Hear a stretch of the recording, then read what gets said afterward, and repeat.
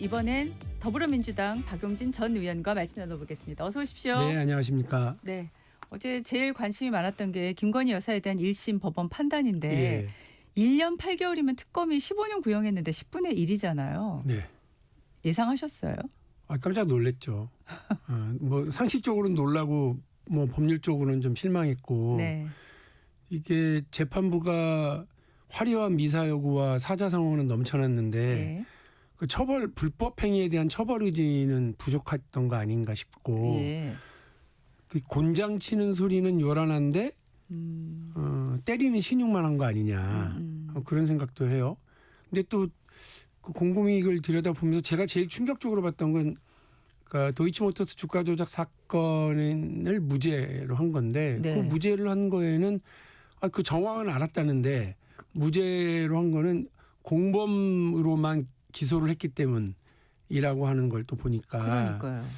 그 주가 조작 방조범에 대한 뭐 예비적 기소 이런 것들을 하지 않은 특검의 아니함도 좀 지적을 하지 않을 수는 없습니다. 네, 특검팀은 김 여사의 주가 조작 혐의는 축소 사실이라 재판부가 직권으로 판단할 수 있었는데 비겁하게 보류했다. 뭐 이런 입장을 내놨거든요. 그 남 탓할 때가 아니죠. 엄히 처벌해 주세요라고 하는 게 이제 특검의 역할이잖아요. 기소하는 측의 역할이니까 그 엄히 처벌하기 위한 여러 가지 노력들을 했었어야죠. 항소심에서 특검의 분발을 촉구합니다. 네, 명태균 씨 무상 여론조사 사건도 이게 지금 사실 윤 전 대통령 재판하고 다 연결이 되는데 연결되죠. 이게 지금 무죄가 나오면 이거 어떻게 되는 거예요?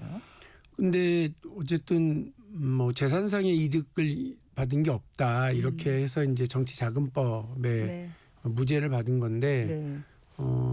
이제 1심이니까 다른 재판부니까 법리적 판단을 다르게 할 수 있다고 저는 생각을 합니다. 네. 예, 그렇게 해서 이제 물론 당연히 참고는 하겠지만 네. 네. 그 다른 재판부가 이 문제에 대해서 유죄를 낼 가능성도 있다. 그리고 그 김건희라고 하는 배우자와 대통령이라고 하는 자리, 당의 직접적인 영향력을 가지고 있는 사람이 누리는 이득에 대한 부분은 있을 거라고 보고요. 그리고 뭐 그 여론조사를 통해서 그 무료로 받은 것에 대한 정치자금법 위반이잖아요. 거기에 대한 그건 주관적 판단 문제니까 다르게 나올 수 있다고 봅니다. 네. 지금 통일교 청탁 의혹과 관련해서 이제 권성동 의원과 관련한 그 선고는 권 의원에 대해서는 징역 2년이 나왔고 네. 윤영호 전 본부장은 1년 2개월이 나왔고 일단은 권 의원은 만약에 이게 확정이 되면 사실 의원직 상실이잖아요. 네. 적절한 선거였다고 생각하시나요? 어쨌든 뭐 그 형량이 뭐 그 많고 적음을 떠나서요. 네. 이 통일교와의 이제 그 유착 관계, 불법적인 유착 관계가 사실로 판명이 된 거, 그러니까 판결이 나온 거니까 예. 그 이제 남은 의혹 또 남아 있는 그 뭐 연루 정치인들에 대한 뭐 발본색원을 위한 특검 도입이 시급하다 이렇게 생각이 되고요. 네. 그래서 이런 그 종교와 정치의 이 검은 커넥션에 대한 발본색원을 하겠다라고 하는 의지를 정치권이 스스로 보여줘야 되니까 네네. 더 이상 뭐 특검의 범위 이런 걸 가지고서 좀 네. 이렇게 지지부진하게 협상만 하지 말고 예. 하루빨리 여야가 합의해서 이제 통일교 특검 들어가는 것이 맞다 이런 생각이 듭니다. 네. 지금 국민의힘에서는 가장 최근의 입장은 통일교 특검 따로, 신천지 특검 따로라는 입장까지가 가장 최근의 입장인 걸로 저는 알고 있는데요. 따로따로 해야 되나요? 합쳐서 해야 되나요? 뭐 어떻게 맞다고 생각하세요? 그 이미 도둑은 담 넘어서 나가고 있는 중이고 그럼 빨리 저를 잡아야지 도둑을 어떻게 잡을 건지 호루라기를 불 건지 뭐 경고등을 울릴 건지 이런 거 가지고 지금 그러고 있을 상황 아니라고 봅니다. 이건 네. 뭐 어쨌든 그 원내총무가 아니죠. 원내대표들이 그러라고 있는 거 아닙니까? 그러니까 어려워 보이는 협상이지만 단칼에 할 수도 있는 일이니까 빨리 좀 마무리하고 특검 출범시켜서 이와 관련돼서 그 남아있는 의혹이 너무 많고 여야가 다 연루되어 있는 거물급 정치인들이 있잖아요. 이 부분들 빨리 포함시켜서 뒤늦은 특검이지만 빨리 출범시키는 것이 맞다고 봅니다. 지금 의혹이 제기된 분 중에 하나가 이제 전재수 전 장관이지 않습니까? 근데 전 장관이 지금 부산에서 플래카드를 이제 걸고 출마 의지를 공식적으로 보였다 이런 보도가 나오는데요. 이런 행보 어떻게 보세요? 본인은 무죄를 자신하잖아요. 특검 하자고 하는 거 아닙니까? 특검이든 뭐든 다 자기는 하겠다고 자신하니까 이 부분에 대해서 국민의힘이 저거 뭐 말도 안 되는 행동이다 이렇게 생각이 되시면 빨리 특검하시는 게 맞죠. 이걸 가지고 이런 조건 저런 조건 자꾸 걸고 그러는 게 적절하냐. 그리고 이걸 통해서 우리는 깨끗하다. 우리는 별 문제 없다. 더 이상 없다. 털 건 다 털었다. 그리고 왜 야당만 가지고 이러냐. 이런 얘기 할 필요 없이 빨리 특검 도입하기 위한 협상의 어떤 그 전술을 제대로 좀 세워서 하시는 게 맞지. 자꾸 그냥 장 외에서만 이렇게 떠드는 건 별 의미 없다고 생각합니다. 그리고 전재수 전 장관은 본인이 무죄를 자신하고 있으니까 네. 그 이제 본인의 정치적 행보를 하는 거라고 저는 봅니다. 네. 자, 이제 관세 얘기에 대한 질문을 좀 하겠는데 이게 갑자기 관세 얘기를 트럼프 대통령이 또 하면서 여러 가지 얘기가 나오는데 일단 책임론이요. 네. 예. 이게 지금 국회가 승인을 안 해줬다. 트럼프 대통령이 계속 그렇게 얘기를 했고 오늘 또 베센트 장관도 한국 국회가 승인을 안 해줘서다. 이렇게 계속 얘기를 하고 있는데 지금 제일 먼저 나오는 게 대미투자 특별법 그다음에 비준동의안 여야가 서로 입장이 다른데요. 예. 이거 빨리 가르마 타야 되는 거 아닌가요? 그럼요. 근데 이게 좀 해석이 어제 국회에서도 이게 비준을 하지 않았다는 얘기냐라는 얘기는 국민의힘에서만 나오는 거고 예. 장관과 정부 쪽에서는 전혀 그런 거 아니다. 우리가 파악하기로는. 그리고 미국에서도 비준이 아니라 자신들의 이 사람들은 비준의 문제가 아니라 현찰의 문제잖아요. 어떻게 미국에 대한 약속된 투자를 할 거냐. 네네. 구체적 계획을 좀 밝혀달라. 그럼 이제 대미투자 특별법과 관련된 문제니까 국회가 빨리빨리 움직이고 정부가 빨리빨리 이런 계획들을 자기들한테 현찰을 보여주라. 이런 입장인 것 같아요. 그리고 그 트럼프로서는 한국은 흔들면 흔들리는구나. 그거 되게 자랑하잖아요. 내가 관세 얘기했더니 뭐 그러니까 허둥지둥 뭐 이렇게 보인다. 그래서 되게 자랑하고 있는 모습이던데 야당이 이런 문제에 있어서 정부를 공격하고 비판하기에는 괜찮다고 생각하지만 마시고 국익 차원에서 접근을 좀 했으면 좋겠고요. 그래서 조금 본인들도 뭐 얼마 전까지 정부를 운영하던 입장이었으니까 이런 경우에는 보다 국익을 어떻게 높일 수 있는지에 대한 고민을 가지고 했으면 좋겠어요. 그래서 빨리 대미투자 특별법 통과시키고 미국한테 우리가 지금 당신들한테 투자할 준비들을 하고 있다라고 하는 사인을 보내주는 게 중요하고 더 중요한 건 그 상업적 합리성이라고 하는 것이 가로 열고 돈이 되어야 한다 이런 얘기 아니겠습니까? 그렇죠. 그러니까 이렇게 돈 될 만한 투자처를 잘 찾고 선정하는 과정에 우리도 빨리 들어가야 되는 것 아니냐 그런 생각입니다. 그 많은 돈을 미국이 알아서 투자하도록 우리는 내버려 두고 손실나면 우리가 다 그걸 뒤집어 쓰는 구조면 안 되잖아요. 그리고 지금 뭐 알래스카 가스를 이렇게 개발한다 이렇게 얘기하는데 그거 정말 그 상업적 합리성은 찾아볼 수 없는 사업이라는데 거기로 내몰리면 어쩔 거예요. 그러니까 우리가 좀 이런 문제에 있어서 빨리 우리도 우리 실익을 찾을 수 있는 방식을 할 수 있도록 야당이 좀 같이 머리를 맞대고 고민해 주셨으면 좋겠습니다. 근데 이런 측면도 있지 않을까요? 왜 하필 벤스 부통령하고 김인석 총리가 만나고 난 다음에 그 시점에서 트루스 소셜에 이런 글을 올렸을까라는 점 하나 있고요. 또 하나는 사실 일본하고 미일 정상회담을 해서 3월에 대미투자 철을 일본이 이제 선정할 거다. 뭐 이런 보도가 나오는데 마치 지금 상황 막 급박하게 하루 이틀 지나고 난 다음에 지금 시점에서 보면요. 어차피 한국하고 일본이잖아요. 그 대미 투자를 하라고 지금 압박을 세게 놓고 있는 대상국이요. 이 두 나라를 다 같이 동시선상에 놓고 미국 입장에서는 이들을 경쟁을 붙여가지고 유리한 걸 얻어내려고 하는 거 아닌가? 이런 생각도 드는데 어떻게 생각하세요? 저는 맞는 판단이시라고 생각을 하고요. 트럼프가 SNS에 글을 올린 걸 벤스는 알았을까? 러테닉은 알았을까? 미국 정부도 아무런 사전 움직임 같은 거 없는데 트럼프가 저렇게 하루 만에 또 거봐 내가 한마디 하니까 관세를 가지고 흔들리잖아. 이렇게 얘기하는 과정이니까요. 트럼프라고 하는 미국 대통령의 어떤 특성 이런 것들도 좀 반영되어 있다고 보고요. 네네. 그래서 이제 우리는 우리 전략이 필요한 거예요. 근데 비준 동의를 하자고 자꾸 저러면 제가 볼 때는 무역 협상에서의 전략적 유연성 자체를 훼손시킬 수 있다고 저는 봅니다. 그래서 대미 무역 협상 관련해서의 전략적 유연성을 훼손하지 않는 한도에서 한국 정부가 이렇게 역할을 해나가고 투자처를 확보하고 해나갈 수 있도록 해야 된다. 우리는 우리 주도성을 놓치면 안 되는데 지금 야당의 얘기는 국회 비준을 받아라라고 하는 야당으로서 할 수 있는 주장일 수는 있습니다만 네. 미국도 안 하고 일본도 안 하고 유럽도 안 하는데 왜 한국은 자꾸 하자고 우리 야당 스스로 어떤 전략적 유연성을 훼손시킬 만한 그 일을 자꾸 하는지 그 부분을 좀 짚어봐야 될 것 같아요. 바로 직전에 출연하셨던 신동훈 의원님 얘기로 제가 질문을 드릴게요. 예. 비준 동의안을 계속 고집하는 이유 중에 하나는 뭔가 한미 간에 농산물 같이 예민한 품목을 놓고 합의가 있었을 수 있다를 포함해서 이 한 해 200억 달러씩 3,500억이잖아요. 총.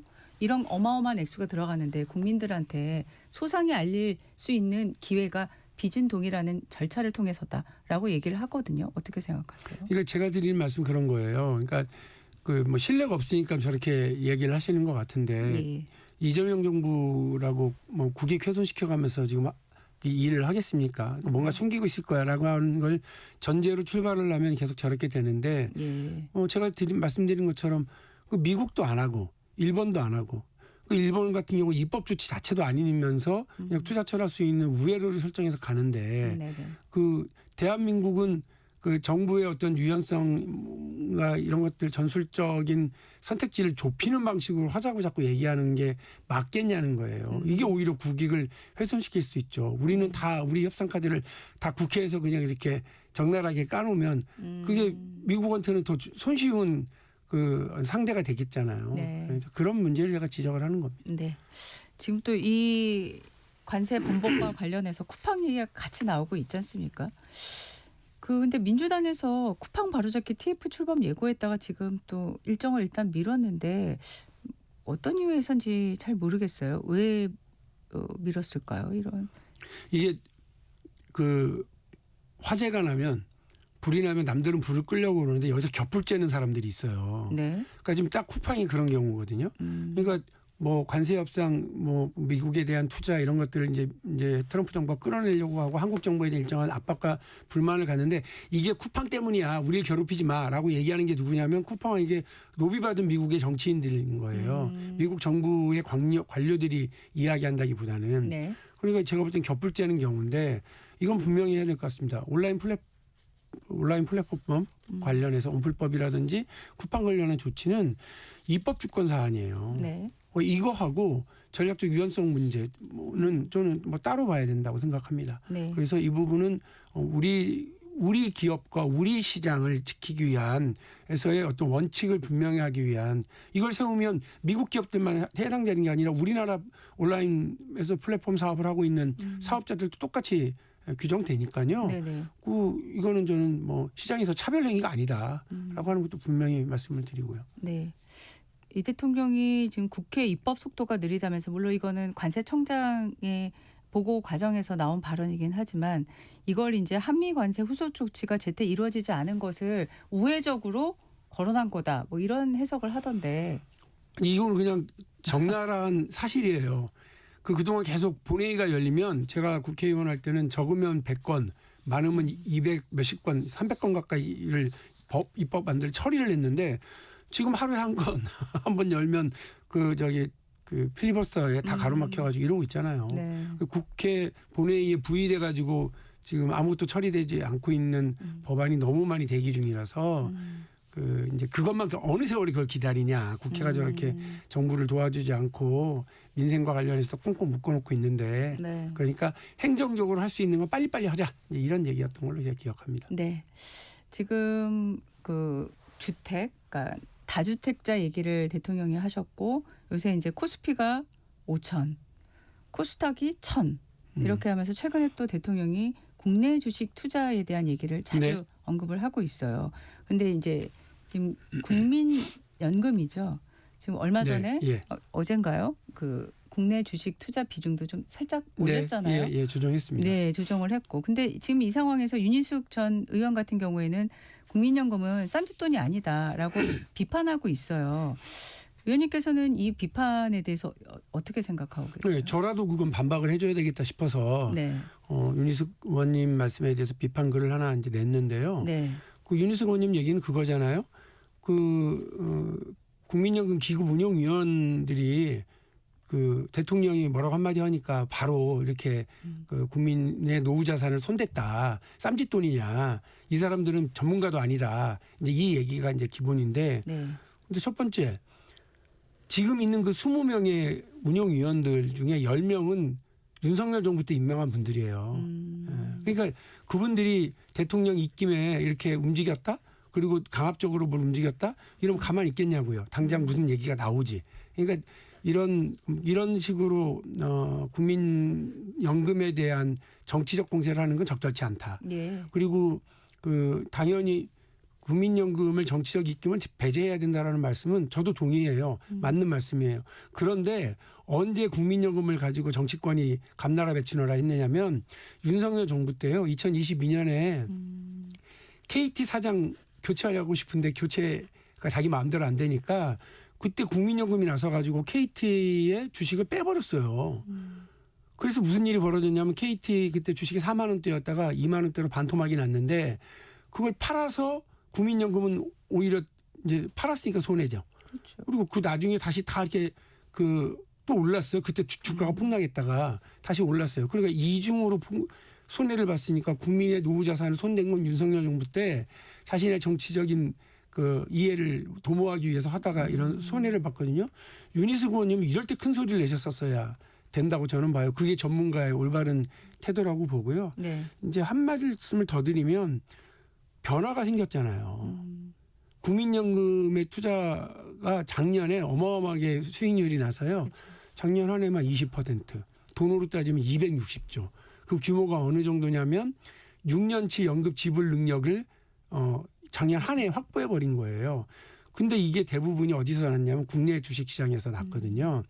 그러면 이거를 무조건 투자처는 투자와 관련된 얘기는 정해져 있으니까 함부로 손대지 마라. 이건 말이 안 된다고 보거든요. 국민연금은 수익성과 안정성 이 두 가지 사이에서 마치 나침판이 북극을 가르치면서도 계속 미세하게 흔들리는 것처럼 조정을 해나가야 되는 거잖아요.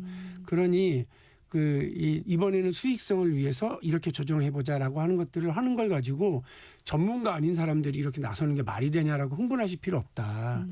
실제 국민연금 운용위원회가 있고 그 밑에 그 운용본부가 있고요. 네. 이분들이 전문가들이고 네, 네. 운용위원들은 대부분 이른바 국민의 대표자분들이에요. 사용자 대표자, 그다음에 노동자 대표자, 지역 대표자 이런 분들이 차지하고 당연직들로 장관들이 들어오는 거니까 네네. 그렇게 너무 막 정치적으로 그리고 나서 그 이야기 맨 마지막 이재명 정부 공격하는 거잖아요. 이제 뭐 그게 적절치 않다 이 말씀을 드리는 거고요. 네. 투자 비중을 조정하는 건 수익성과 안전성 사이에서 늘 해야 할 고민이다 이 말씀을 드릴게요. 네. 지금 이해찬 전 총리의 별세로 지금 추모 기간이라서 지금 합당 얘기가 잠깐 숨고르기에 들어간 상황인데 김민석 총리가 27일 공개한 유튜브 채널하고 인터뷰를 보니까 조국 혁신당과의 합당선을 이 시점에 그런 방식으로 제기해 논란이다라고 이제 얘기를 했어요. 정 대표를 비판한 걸로 읽히는 대목인데요. 의원님 생각에는 지금 합당 얘기 이 시점에서 적절했던 제안이라고 생각하십니까? 뭐 언젠가는 합당해야지 않겠어라고 생각하는 대상이니까 서로 또 뭐 초록 동색 이런 느낌으로 있었던 당들이니까 합당 논의는 뭐 언젠가는 할 수 있는 일이라고 생각합니다. 네. 그런데 이제 지금 상황을 정리해 보면 지방선거의 승리를 위해서라고 하는데 오히려 중도층을 잃는 거 아니야라고 하는 다른 뭐 해석도 이제 있는 거고요. 예. 또 아까 말씀하신 것처럼 왜 지금이야라고 하는 당내 논란도 이제 많은 거고요. 그러다 보니까 이제 정청래 대표가 무슨 다른 의도가 있는 거 아니야?라고 하는 의심도 이제 받는 상황이잖아요. 네. 그래서 선거에서의 실익은 적고 논란은 많고 의도는 의심받는 네. 이런 당내 상황인 것 같아요. 네. 그래서 지도부가 이번 이게 끝나고 나면 예, 예. 이게 지금 만만한 상황이 아니거든요. 지도부 안에서 3명의 최고위원이 이거 문제 있다라고 그랬고 공동의 입장 발표를 했고 네. 또 한 명의 박지원 최고위원은 네. 면전에서 이거 적절치 않다. 예. 당원 주권에 위배 이렇게 역행하는 거 아니냐. 예. 이런 이제 반박을 했고요. 그리고 또 초선 의원들 28명이 집단으로 성명 발표를 했고 네. 그러니까 이런 상황들을 보면 만만한 상황이 아니니까 정청래 대표가 지금 제기되고 있는 여러 실리의 문제, 논란, 의심 이런 문제를 잘 풀어 나가야 될 것 같아요. 네. 추모 기간이라서 이런 얘기가 얼마나 당내에서 오가는지는 제가 모르겠습니다만은 지금 분위기는 어떻습니까? 아니 제가 지금 말씀드린 것처럼 이해찬 전 총리의 이제 추모 기간이니까 근데 바로 직전까지만 해도 상당히 이제 격하게 얘기들이 쏟아져 나왔던 네. 거거든요. 네. 이게 추모 기간이 끝나고 나면 네. 바로 또 재개될 것 같은 생각이고요. 이게 이제 당원 토론과 당원 전체 투표 이런 것들을 전제를 합니다만 네. 어쨌든 최종적인 판단은 전당대회에서 하거나 아니면 중앙위원회에서 하도록 되어 있거든요. 네. 그러니까 그렇게 보면 치열한 논쟁은 불가피한 것 같습니다. 당장 이제 다음 주면 2월인데 네. 2월 달에 원래가 그 1인 1표제 네. 관련해서 또 중앙위 의결이 있는 일정이 있잖아요. 예, 그렇습니다. 그때도 이 논의가 좀 같이 연결이 돼가지고 많은 토론이 진행될까요? 네, 저는 그렇게 봅니다. 네. 중앙위원회에서 지난번에 한번 부결이 났었던 사안을 네네. 다시 하는 것에 대한 여러 가지 부담도 있고 네네. 또 이 문제도 역시 의구심을 갖고 의혹을 갖고 있는 분들도 있기 때문에 네네네. 아마 저는 중앙위원이 아니니까 이제 지켜보고는 있습니다만 아마 꽤 논쟁이 있을 것 같습니다. 네. 김민석 총리의 27일 유튜브 채널과 인터뷰에서는 또 재미있다는 표현보다는 네. 관심을 받을 수밖에 없는 발언을 하셨어요. 민주당 당대표는 굉장히 자랑스러운 일이다. 당대표에 대한 로망이 있다라고 얘기를 했거든요. 누구보다도 이 단어가 가질 파급력을 잘 아실 텐데 이 시점에서 왜 이런 인터뷰를 하셨는지 궁금해요. 어떻게 생각하세요? 정치인의 그 로망 중에 하나죠. 그 서울시장도 아마 그 얘기를 하셨던 것 같은데 그 로망인데 로망이요. 이제 네. 그 다음 얘기가 있잖아요. 내가 하고 싶다고 해서 되는 게 아니더라 그런 거. 네네. 그러니까 솔직한 의중이기도 하고 또 기회가 된다면 하고 싶다라고 하는 입장 아니겠습니까? 네. 하고 싶다는 거는 이제 분명해진 거죠, 그러면. 네, 저는 그렇게 보고 있습니다. 네. 지금 그 김경 시의원과 강선우 의원 간의 그 공천원금 수수 의혹 때문에 사실 지방선거 앞두고 이 지금 공천원금 문제가 굉장히 지금 유권자들은 관심을 갖고 있거든요. 왜냐하면 이런 거는 다 옛날 얘기인 줄 알았는데 아니구나. 그것도 22년, 23년이면 예. 최근이니까요. 근데 이제 여러 지금 대안들이 나오고 있는데 현역 국회의원과 지역위원장 참여를 최소화한다. 공천 관련 회의 기록을 4년간 보존한다. 이런 내용들이 나오는데 이게 좀 실효성이 있나? 좀 의구심이 들거든요. 어떻게 생각하세요? 의미는 있다고 생각하고요. 네. 근데 거기에 제가 한 2가지를 덧보태면 네. 일단 무조건 경선 보장해라. 그러면 이렇게 낙하산 공천부터 시작해서 뒷말 나오지 않는다. 이게 두 번째는 그 공천관리 전수조사 얘기가 나왔는데 네. 조사 대상이 누구냐면 공천 못 받은 사람들이어야 돼요. 그래서 저는 낙천자 신문고 제도라는 걸 당이 만들어야 된다. 그래서 나는 이렇게 해서 억울하게 배제됐다. 난 이렇게 해서 억울하게 떨어졌다. 저 된 사람은 돈 썼다는 얘기가 있다. 이런 얘기를 다 그냥 받아들일 그 준비를 한다고 그러면 이런 제도가 있다. 그래서 다 바로 조사한다라고 하면 그 공천 관련한 검은 의혹은 다 사라질 거라고 저는 생각합니다. 네. 반드시 조사 대상이 된다. 낙천자 신문고 제도요. 예. 이전에 이런 제도가 없었습니다. 없었습니까? 공천 못 받은 사람 말이 없는 시대였기 때문에. 예, 알겠습니다. 자, 매번 나오실 때마다 계속 질문하고 있습니다. 약간 스토커 같다는 생각도 제가 들긴 네. 하는데요. 지금 서울을 새로 고침이라고 해서 한 달 동안 서울 시민 100명의 애로사항을 직접 듣고 공약을 만들 계획을 밝혔는데 이 프로젝트 지금 진행 중이신 건가요? 예, 진행 중이고요. 네. 그래서 한편에서는 길거리로 직접 나가고요. 한편에서는 온라인에서 하고요. 또 마지막으로 이 의견들을 다 모아서 1대 100이라고 하는 시민 100분을 모시고 하는 토크 대담장을 이제 또 만들 건데요. 이런 거죠. 서울에 사는 서울 시민이 서울 전문가죠.